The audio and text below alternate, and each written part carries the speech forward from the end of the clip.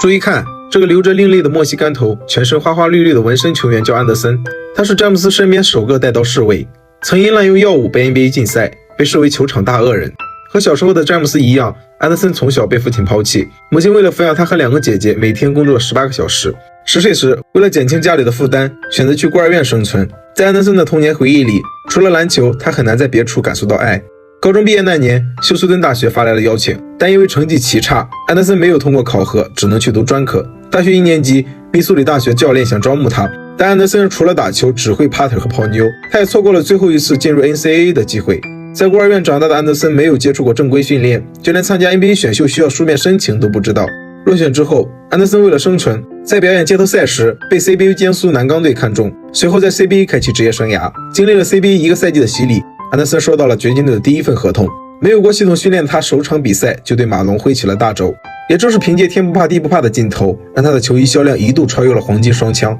正当事业慢慢步入正轨时，相爱多年的女友选择分手，之后因为赡养问题与母亲发生矛盾，再加上新奥尔良遭遇飓风袭击，安德森又受到了失去家园的打击。在身边酒肉朋友的怂恿下，寻求药物解脱的安德森被 NBA 写入了黑名单。就在大家以为安德森心态被击溃时，他选择努力训练。季赛期间，他会去看自己伯乐球队掘金的比赛，并且认真研究每一个对手。2013年，热火的10天短合同给了安德森展现自己的机会。虽然登场时间不多，但他永远将最好的状态保留在场上，也创造了当安德森拿到4个篮板时，热火就不会输球的定律。2013年东决，安德森大放异彩，5场比赛15次出手全部命中，人气一度超越热火3巨头。总决赛奥布莱恩杯上镌刻的名字，是对安德森浪子回头最好的回报。从 NBA 退役后，安德森去了贝克3联盟，享受篮球带来的乐趣。两人的生涯有过劣迹，但也有浪子回头金不换的故事。